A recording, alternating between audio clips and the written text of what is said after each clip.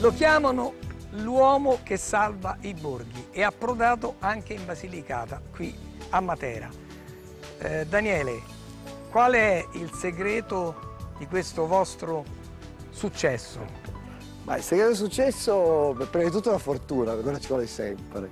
E il secondo aspetto fondamentale è tutelare un patrimonio storico italiano, italianissimo, minore, che comunque ha un fascino incredibile, quello che vediamo, e che non è mai stato tutelato. I Sassi di Matera, poi questi luoghi, proprio le grotte, qualora conservi l'identità di questi luoghi, l'identità del territorio, riesci comunque a conservare una magia e una bellezza che non è il senso classico della bellezza, ma una bellezza più di pancia. Parola di svedese, si vede che è svedese. Sono svedese. Anche quando... Sono stato battezzato anche con il rito di Santa Romana Chiesa, non mica sempre svedese, ma parlo una parola di svedese, italianissimo. Che state facendo? Noi abbiamo usato solo il materiale di recupero per elementi che storicamente, quando questi luoghi esistevano, non c'erano. Noi abbiamo questo qua che è il porta asciugamani. E poi appendiabiti. E gli appendiabiti abbiamo qualcuno, quelli storici, diciamo, dell'ultima generazione,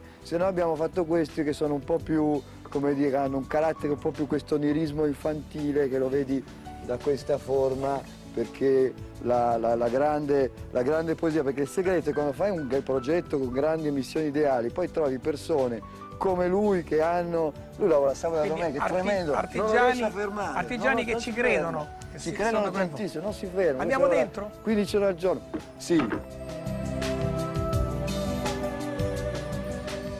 Quindi la filosofia è recupero dei borghi, utilizzo di materiali assolutamente locali, rispetto della storia. Allora, la prima volta che un barbaro scende nel sud Italia, al posto di proporre modelli eterodotti, l'industrializzazione come fatto negli anni 60, proporre l'identità del territorio in tutte le sue possibili declinazioni. E quindi oggi è possibile vivere all'interno, quindi sicuramente i turisti, chiamiamoli i viaggiatori, perché questo è un ambiente dei viaggiatori che vengono da tutto il mondo, possono con un po' più di comfort, diciamolo, rispetto al passato, godere di queste bellezze, di questa natura, di questo paesaggio, vivendo quello che era quell'epoca. C'è una specie antropologica molto ben definita, che sono questi viaggiatori, soprattutto nel mondo anglosassone e quello tedesco, che adorano l'Italia da sempre. Oggi noi attraiamo quelli che una volta andavano in Toscana e sono un po' pentiti dalla chiantisciarizzazione, da questo processo irreversibile. Infatti si sono cominciati a spingere verso il sud. Verso luoghi più veri, più autentici. Grazie e buon lavoro. A te Maria Teresa.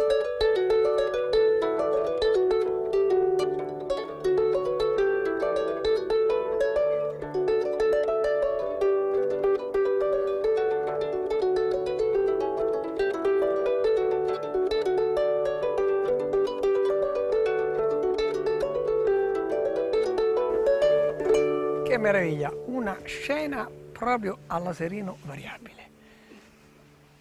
Questa meraviglia alle nostre spalle, i Sassi di Matera, l'arpa, uno dei più antichi strumenti. Penso che sia uno degli strumenti più rilassanti che esiste. Dunque, l'arpa, la Basilicata, lei ha studiato al conservatorio a Matera e a Roma. Ha una scuola, mi dicono. Sì, una scuola qui in Basilicata, a Viggiano, nella Val d'Agri, dove c'è un'antica tradizione arpistica lucana di arpa pastorale. Pastorale perché nasce? Nasce un'arpa nel mondo pastorale già dal 1700 ed è una scuola dove i ragazzi apprendono lo studio dell'arpa oralmente, cioè per trasmissione orale, così come si faceva. Cioè non con gli spartiti? Senza spartiti. E come fa? Lei dice la corda bianca, la corda rossa, la corda nera. I colori, le note, e poi cantano la canzone che devono suonare, la imparano prima con l'orecchio e poi la ritrovano sulle corde dell'arpa. Lei è nativa originaria di Matera? Di Matera, nata a Matera e sì. Ma è vero che ogni tanto passano gruppi di turisti, di visitatori e si fermano incantati perché lei sta magari sul terrazzo della mia casa nei Sassi a suonare, sì, e spesso insomma si fermano incantati dal suono. Che fa? Si ispira a questo paesaggio che ha respirato da piccola? Sì, perché spesso vengo qui un po' per rifugiarmi dalla grande città e poi per riprendere un po' la concentrazione dello studio. Grazie, mentre io... te Maria Elena.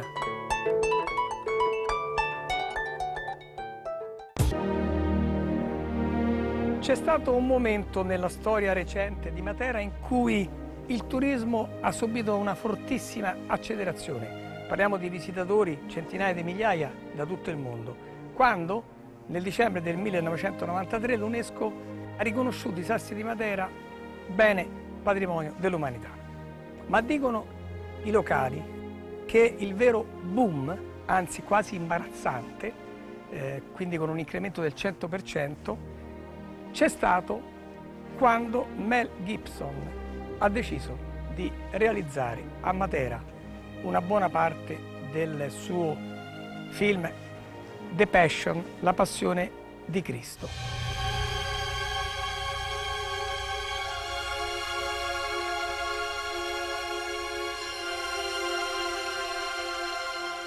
Perché qui gli americani hanno visto a Matera Nazareth, Gerusalemme, Betlemme, la Palestina, e tutto è cominciato nel 2002 quando Raffaele, guida turistica, è stato convocato, è stato chiamato da Roma, dalla produzione.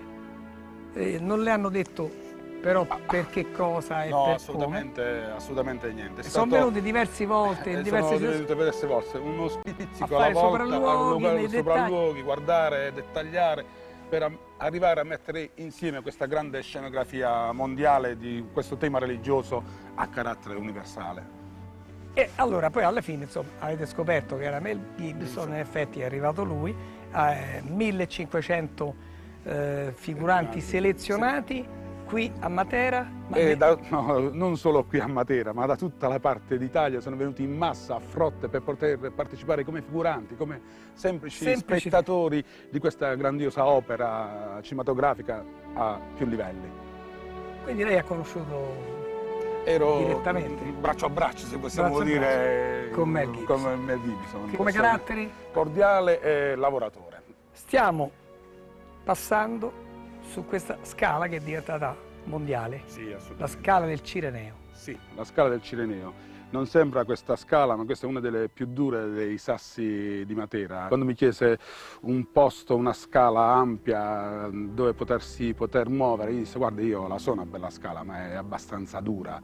E lui: più è dura e più è bello. E allora non ci furono esitazioni a venire, non dico di corsa perché qui si ansima, ma il posto è questo. Basta guardarsi intorno a 360 gradi e il sole splende. E quindi qui è stata girata la scena del Cireneo, quando Gesù cade e viene uno degli spettatori, in questo caso, viene invitato ad aiutare il Gesù cadente. Lì invece il Golgota. Il Golgota, la Murgia Materana, che ben si presta a questo scenario davvero unico, dove, come hai ben detto, puoi fare di tutto, dalla passeggiata al film, al presepe, alla passione, alla vita, alla morte. Lei fa la guida turistica. 2 angoli di Matera, dei Sassi o di Matera? Ne potrei dire 1000, ma il primo angolo a destra e il primo angolo a sinistra. Perché? E girare l'angolo è sempre un'emozione, è sempre una cosa nuova.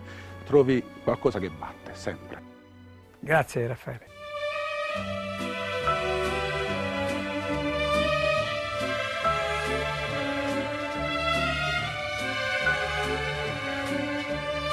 Auguri! Auguri! Porta fortuna incontrare gli sposi. Chi non avesse la possibilità o il desiderio di andare a scoprire i Sassi a piedi ha un'altra possibilità. Intanto ricordo che Matera ha questi 2 settori, no? Il Sasso Varisano, che sta verso nord, e il Sasso Caveoso, che invece è a sud. Bene, i Sassi si possono scoprire anche con questo mezzo, con una bella carrozza d'epoca, con questo landau. C'è la possibilità effettivamente, da un'altra angolazione, un altro punto di vista, godere dello spettacolo che ci offrono i Sassi di Matera.